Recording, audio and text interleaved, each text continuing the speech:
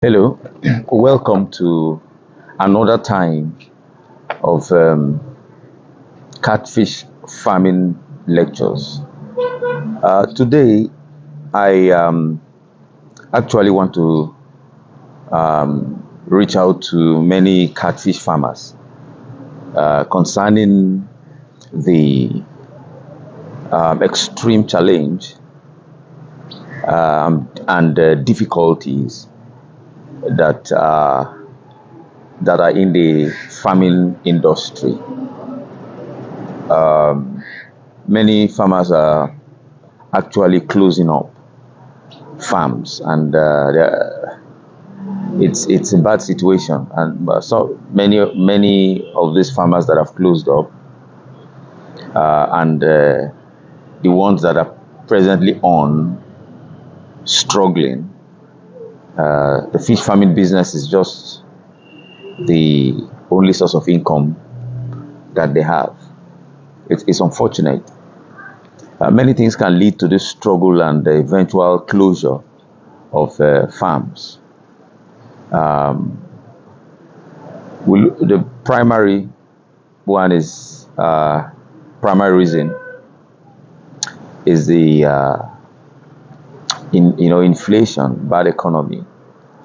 In actual fact, we are not alone. That is to say, Nigeria is not alone in this bad situation now.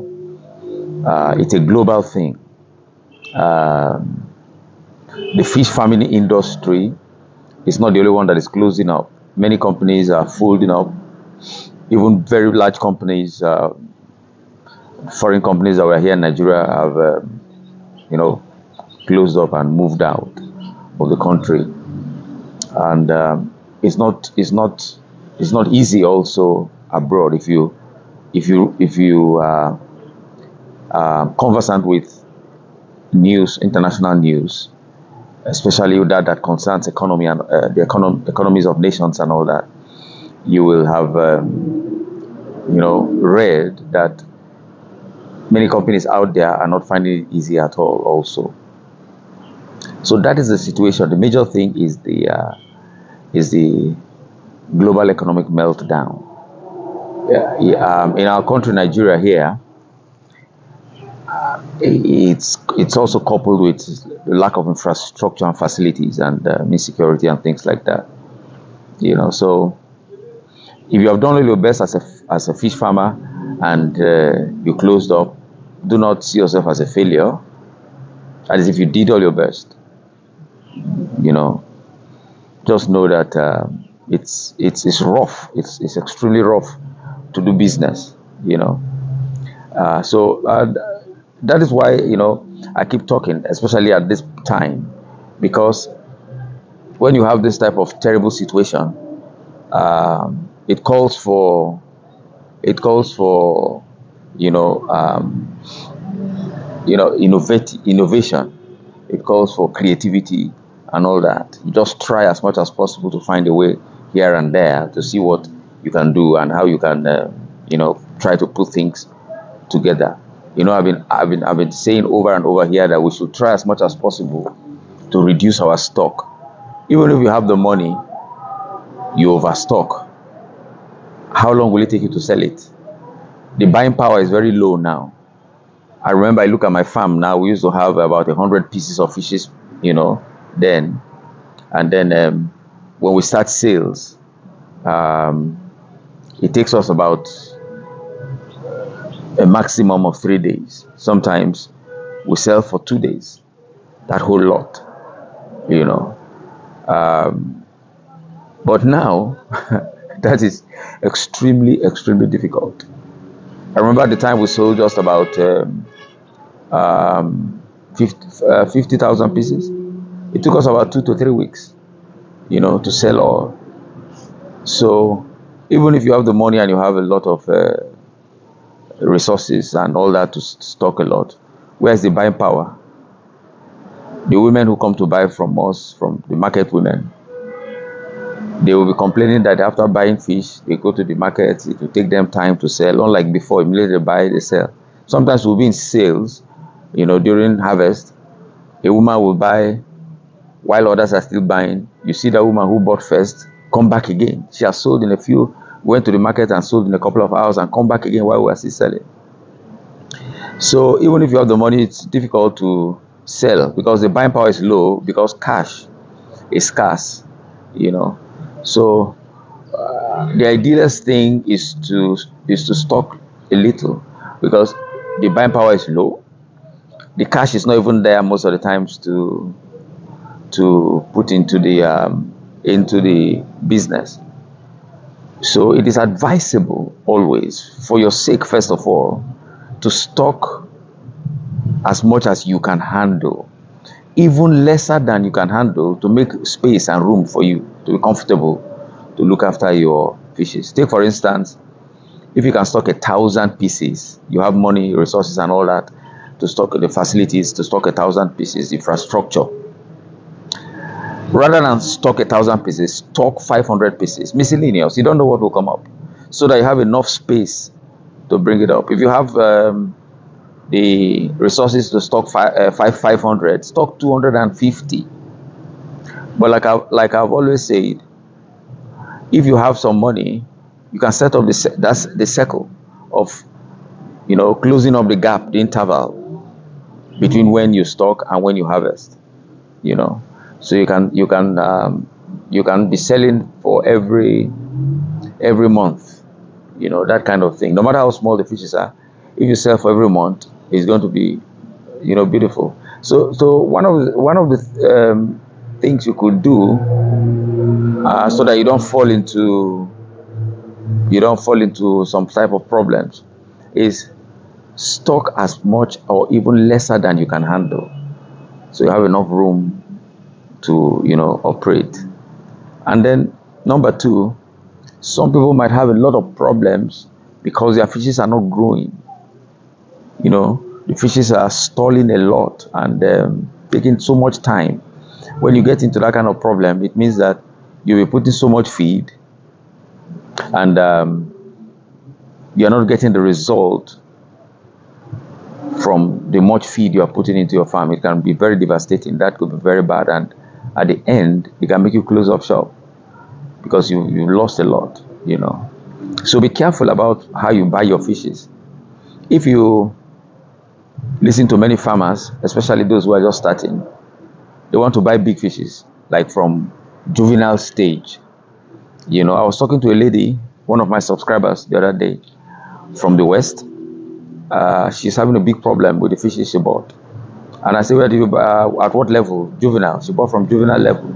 She said she has been having it good. I said, okay, that's beautiful. But juvenile stage is not the best, to buy fishes, because of the fact that the juvenile that most times you buy from the hatcheries are fishes that did not do well. And they manage to bring them up to juvenile stage and then sell them. But before then, they've sold the first, second, and third set that are doing well. So they just manage to bring up those ones to juvenile and sell them. Now, this is not in every hatchery. I'm just telling you, most of the times, that's what happens. So it's not the best to buy juvenile. If you have a rapport with the owners of the hatchery, you can time their when they hatch. Like somebody just called me this morning. Look, I've hatched, and they've come up. They're about 4 weeks now. This is just the idealist time to begin to negotiate to buy, because by this time, I told you, this guy called me. You can ask him to bring out the best of them all for you. Even if at this stage you're going to buy them at fingerling stage or post fingerling stage, they are going to do very, very well, because you are sure to buy about the first shootouts, second, or most probably third shootout, or first or second best for you. Okay, so this will enable you to have fast growing fishes, that will meet up with the amount of feed you are putting into them, and then you can sell well. Okay, and thirdly, total inexperience about fish handling, fish management, and so on and so forth. A lot of people like to go into business without knowing the basics, at least. And this is extremely terrible. A Nigerian called me from Britain, one of my subscribers, and he he took me on a long discussion, asking questions here and there and there and there. And I just saw a man who was willing to learn before he put his money anywhere. He wanted to know what it is all about. That guy is such a smart fellow.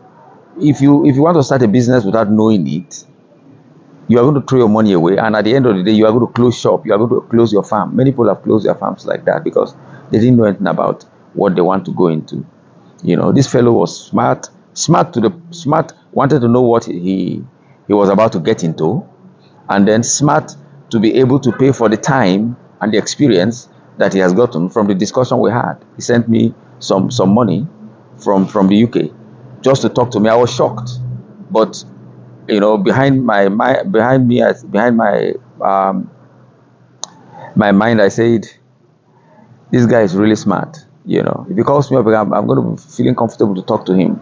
Some people want to get information and this type of experience for free, and this is why they get junk information and experience. Okay, you go and meet people who don't know anything about fish farming but are full of big talk. So just tell you because you want it free. You don't get experience for free. You don't get information for free like this. You have to at least reach out to the person, or get into some kind of arrangement with the person. All this, you are trying to save yourself from closing up at the end. Many people have closed up. Let me tell you, there's nothing that happened. It's just that they had no experience whatsoever. Number 4, people do not have time. So they start up a business that they know nothing about and then hand it over to somebody to look after it, or some people to look after it that know nothing about it. So that's double problem. Okay, and then eventually all the money they put in, they sink in and all that, they get nothing. One thing you have to know, I'll say it again, there are big talkers everywhere. They talk big, they talk well, but they know nothing. So they'll come to you and tell you, I can do this, I can do that, and then you start up something and then you are not around, you hand it over to them, and they use their inexperience, greed and theft and destroy your work, and then you close up. So many farmers have closed up like this. I can go on and on and on, but I would like to stop here because I like to make my videos as short as possible so that you can have enough data to watch them and understand them instead of making them too lengthy. I hope you have gotten something today. It will be my pleasure to keep hearing some of you giving testimonies, good news about your success, what you are doing and how good it is working for you. I'm appreciative that you tell it to me. Those of you who do that, thank you. It encourages me to keep teaching like this. Thank you so much. I'll stop here. Please do subscribe to this YouTube channel if you have not, so that you can get this kind of information, at least for now, free. Okay, my name is Mr. Greg. Bye.